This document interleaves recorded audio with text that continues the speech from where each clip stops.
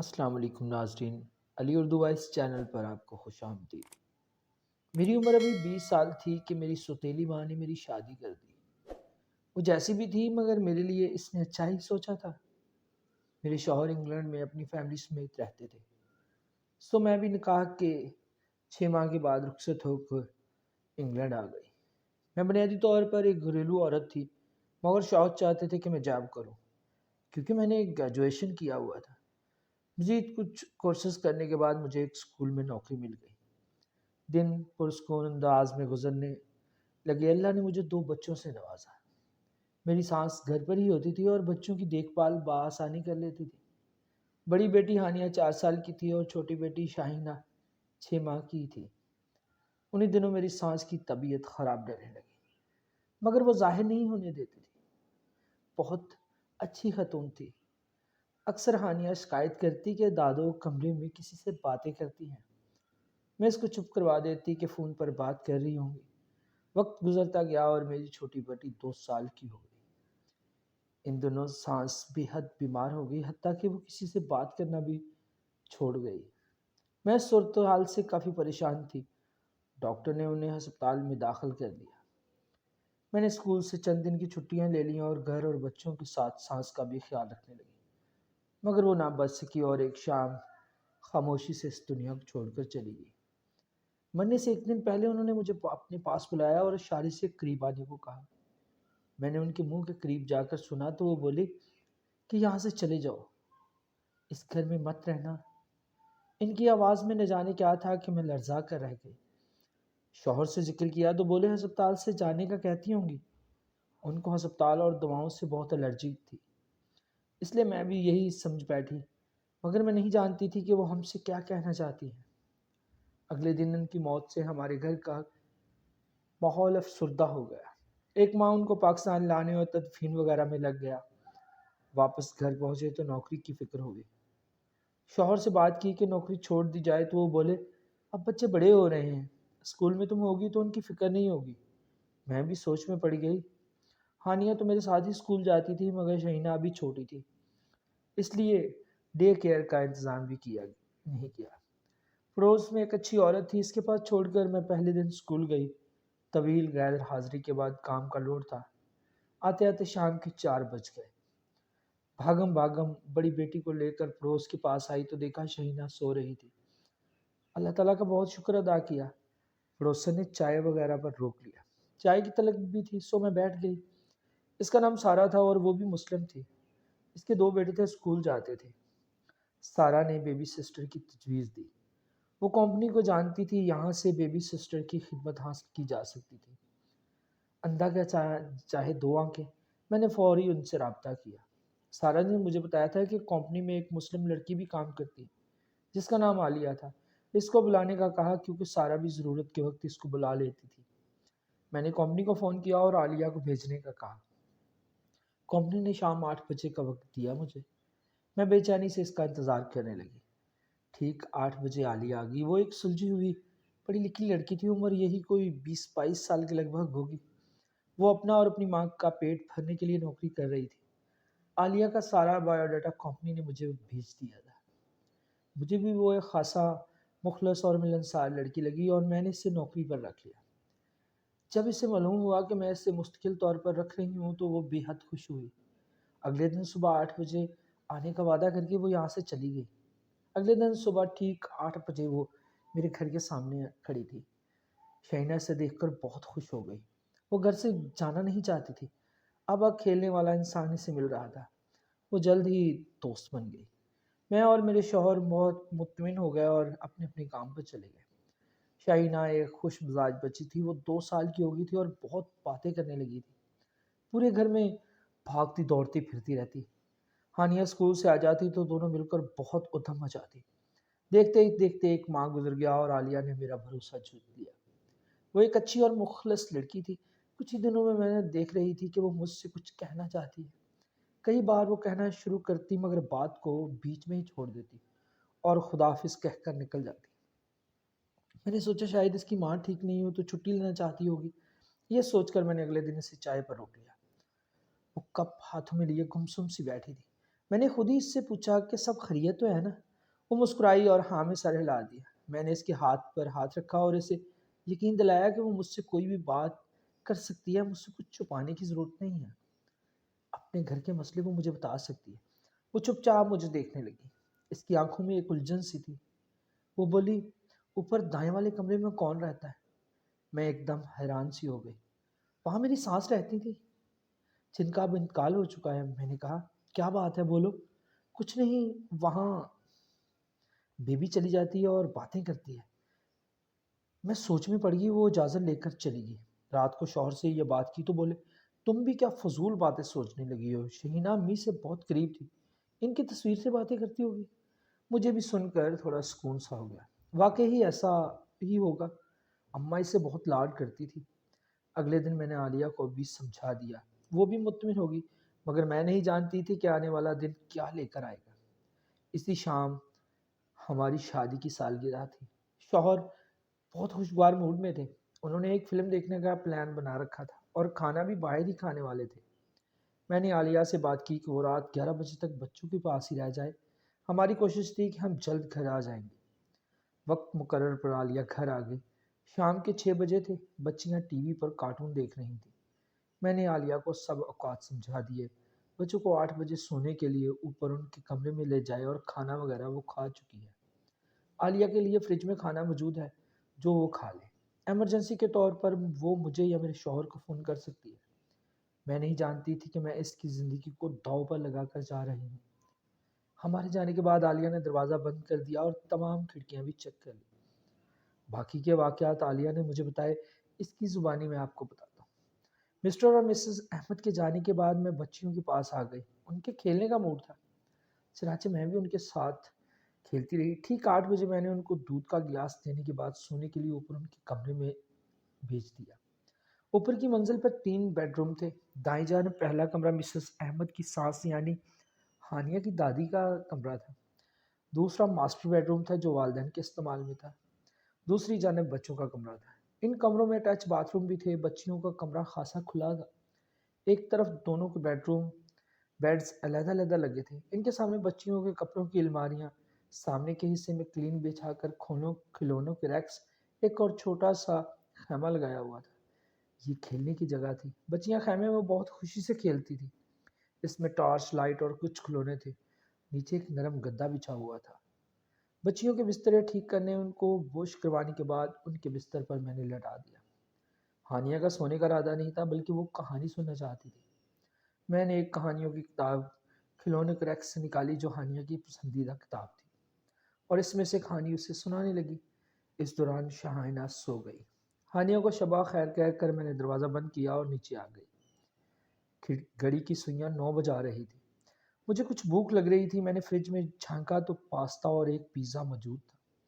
میں نے پیزے کے 2 سلائس کاٹے اور گرم کرنے کے لیے اوون میں رکھ دیے۔ گھر میں ایک عجیب سی خاموشی تھی۔ مجھے گھبراہٹ سی ہونے لگی تو ماں کو فون ملایا۔ ان سے بات کر کے کافی سکون محسوس ہوا۔ ان سے اپنی گھبراہٹ کا ذکر کیا تو وہ بولی، اکثر نئی جگہ پر ایسا ہوتا ہے۔ دن میں یہاں کوئی الجھن نہیں ہوتی، وہاں رات میں عجیب سی اجنبیت محسوس ہوتی ہے۔ تم پریشان نہ ہو، 2 گھنٹے میں گھر والے آ جائیں گے، تم آ جانا پھر۔ میں تمہارا انتظار کر رہی ہوں اور جاگ رہی ہوں، تمہیں پتہ ہونا چاہیے۔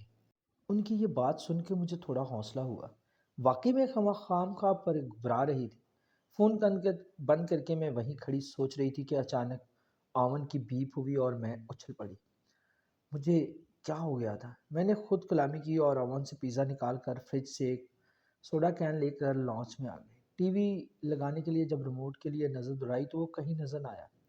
میں نے صوفے، کوشن، میز کے نیچے ہر جگہ تلاش کیا مگر اسے کہیں نہ ملنا تھا، سو وہ نہ ملا۔ تھک کر میں صوفے پر بیٹھ گئی اور پیزا کھانے لگی۔ ابھی میں نے 2-3 نوالے ہی کھائے ہوں گے کہ مجھے ہنسنے کی آواز سنائی دی۔ میں نے پلیٹ میز پر رکھ کر سیڑھیوں کے پاس آ کر کان لگایا اور اسی وقت دوبارہ ہنسنے کی آواز سنائی دی۔ یہ دونوں ابھی سوئی نہیں، میں نے دل میں کہا اور اوپر کی طرف آ گئی۔ کمرے کا دروازہ کھلا تھا، جبکہ مجھے یاد پڑتا تھا میں نے اسے بند کر کیا تھا خود۔ میں نے آہستہ سے دروازہ کھولا۔ کمرے میں نائٹ لیمپ کی روشنی پھیلی ہوئی تھی۔ چھوٹی بیٹی شہینہ اپنے بستر پر بے خبر سو رہی تھی، لیکن ہانیہ کا بستر خالی تھا۔ میں نے نظریں گھمائی تو خیمے میں روشنی نظر آئی۔ بچی کا سایہ بھی تھا۔ میں خیمے کی طرف گئی اور نیچے بیٹھ کر اسے کھولنے لگی۔ ہانیہ، ساتھ ہی میں نے دھیرے سے کہا، آپی میں یہاں ہوں۔ مجھے اپنے پیچھے سے آواز آئی۔ میں نے بیٹھے بیٹھے گردن گھما کر دیکھا تو ہانیہ بیڈ کے نیچے تھی۔ اس نے اشارہ کیا، وہ خیمے میں نہیں ہے۔ میرا دماغ چکرا کر رہ گیا۔ میں نے آگے بڑھ کر خیمہ کھول دیا۔ اس میں کوئی نہیں تھا۔ ٹارچ چل رہی تھی۔ میں گھبرا کر اٹھ کھڑی ہوئی۔ مجھے کچھ سمجھ نہیں آ رہا تھا۔ میں نے شہینہ کو سوئے ہوئے بھی گود میں اٹھایا اور ہانیہ کا ہاتھ پکڑ کر نیچے اترتی چلی آئی، مگر ہانیہ نے ہاتھ چھڑا کر واپس اوپر کی طرف جانا چاہا۔ میں نے اسے روکنے کو کہا۔ شہینہ کو صوفے پر لٹا کر میں نے اسے ہلایا۔ میں واپس جا رہی ہوں سونے کے لیے، اس نے کہا اور سیڑھیاں چلنے لگی۔ وہ لارا تھی، میری فرینڈ، امیجنری فرینڈ۔ اس نے کہا تو میں سناٹے میں رہ گئی۔ تم بستر کے نیچے کیوں تھی؟ میں نے پریشانی سے پوچھا۔ اس کی مما آ گئی تھی، وہ مجھے اچھی نہیں لگتی، ڈراتی ہیں وہ مجھے، وہ نارمل انداز میں بتا رہی تھی۔ میرا دماغ چکرا کر رہ گیا۔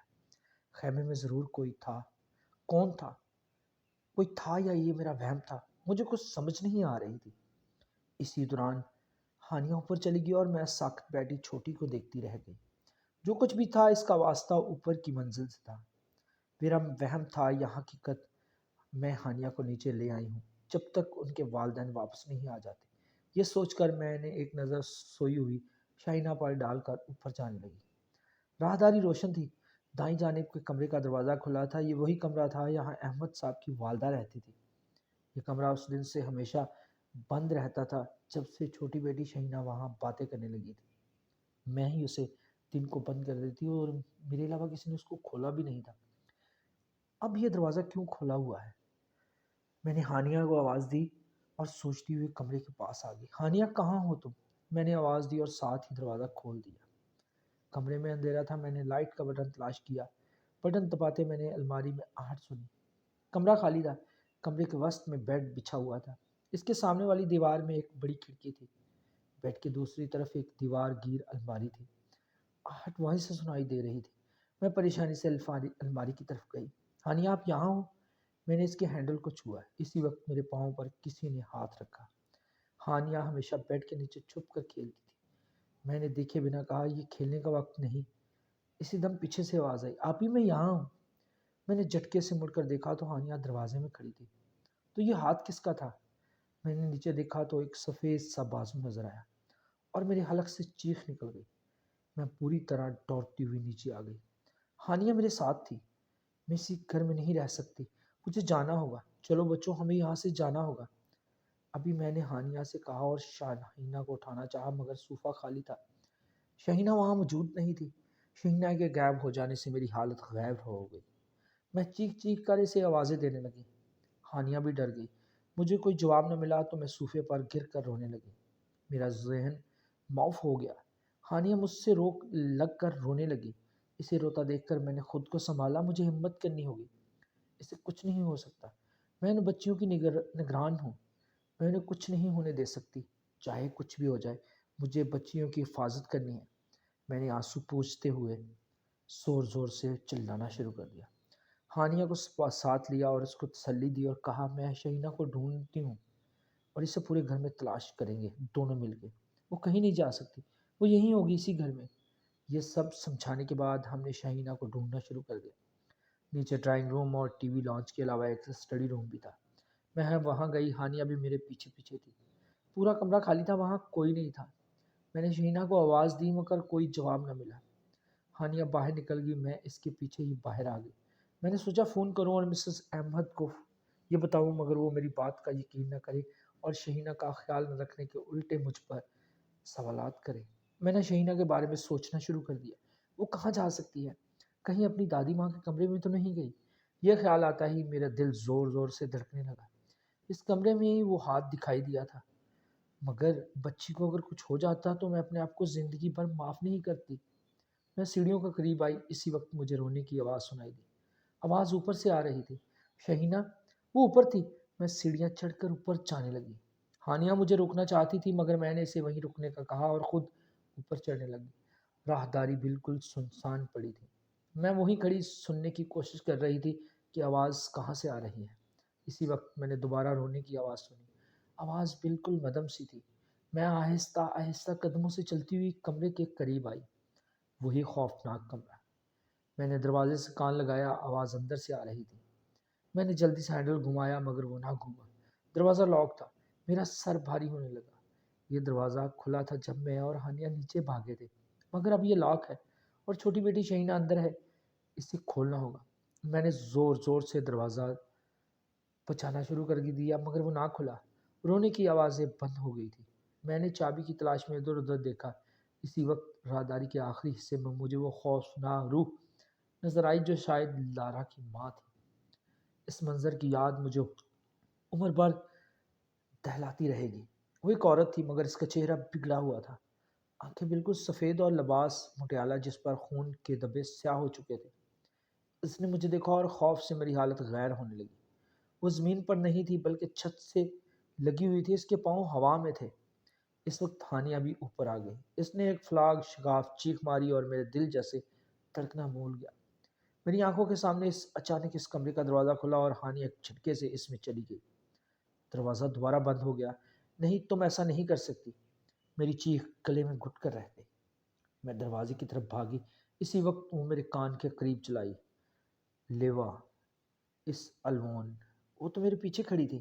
مجھے ایک زوردار جھٹکا لگا اور میں ہوا میں اڑ کر سیڑھیوں سے ٹکرائی اور لڑکھڑاتی ہوئی سیڑھیوں سے نیچے جا گری۔ میرا سر ریلنگ سے ٹکرایا اور آنکھوں کے سامنے اندھیرا چھا گیا۔ بے ہوش ہونے سے پہلے آخری آواز جو میں نے سنی وہ ہانیہ کی چیخ کی تھی۔ اس کے بعد مجھے کچھ ہوش نہ رہا، یہاں تک کہ واقعات عالیہ نے مجھے سنائے۔ ہم سب کھانے کے بعد گھر پہنچے تو گاڑی سے نکلتے ہی ہمیں ہانیہ کی چیخ سنائی دی۔ میں اور میرا شوہر گاڑی بند کرنا بھول کر گھر کے اندر بھاگے تو عالیہ سیڑھیوں کے نیچے بے ہوش پڑی تھی۔ اس کے ماتھے سے خون بہہ رہا تھا۔ ہانیہ اور شہینہ اوپر چلا رہی تھی، ساتھ ہی دروازہ پیٹنے کی آوازیں بھی آ رہی تھی۔ ہمیں کچھ سمجھ نہیں آیا کہ یہ کیا ہوا تھا۔ عالیہ کی حالت کافی خراب تھی۔ میرے شوہر نے ایمبولینس کو فون کیا اور میں اوپر بھاگی۔ اوپر پہنچی تو دیکھا میری سانس کے کمرے سے بچوں کے رونے کی آواز آ رہی ہے۔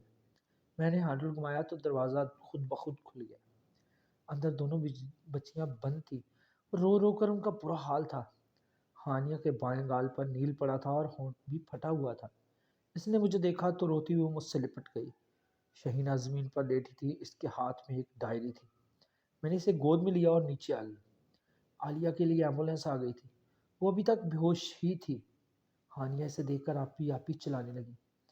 اماں، آپی کو کیا ہوا ہے؟ وہ مجھ سے پوچھ رہی تھی۔ میری سمجھ میں کچھ نہیں آ رہا تھا۔ ہم سب ہاسپٹل چلے گئے، عالیہ کی والدہ کو اطلاع دے دی گئی، وہ بھی وہیں آ گئے۔ ڈاکٹروں نے بتایا کہ عالیہ کو گہری چوٹیں نہیں آئیں، وہ جلدی ٹھیک ہو جائے گی، اور ہانیہ کو بھی دعا دے دی۔ ہانیہ نے مجھے بتایا کہ دادی اماں اسے کمرے میں لے گئی تھی اور شہینہ کو بھی۔ ہم نے وہیں یہی کہا کہ دونوں سیڑھیوں سے گر گئی تھی۔ شہینہ کے پاس جو ڈائری تھی وہ میری ساس ماں کی تھی۔ اس کو پڑھا تو معلوم ہوا کہ اس گھر میں کئی سال پہلے ایک ماں بیٹی کو قتل کر دیا گیا تھا۔ پولیس کو قاتل کا سراغ نہ مل سکا۔ بعد میں معلوم ہوا کہ باپ ہی ان دونوں کا قاتل تھا۔ ان کی روحیں اب تک وہیں تھیں، وہ وہاں کسی کو آباد نہیں دیکھ سکتی تھی۔ میری ساس نے ایک روحانی عمل کے ذریعے ان کو اپنے کمرے تک محدود رکھا تھا، مگر ان کی وفات کے بعد وہ بچیوں پر حاوی ہونے لگی۔ دوسرے روز عالیہ نے جب یہ سب واقعہ سنایا تو مجھے اپنی ساس کی بات یاد آئے گی کہ یہاں سے چلی جانا، یہاں مت رکھنا۔ عالیہ نے جو کچھ کیا میں اس کا بدلہ نہیں دے سکتی۔ اس نے اپنی جان کو خطرے میں ڈالا تھا۔ ہم نے اس کو ہفتہ مکان بدل دیا اور تقریباً 10 دن کے بعد ہم نے اس مکان کو خالی کر دیا۔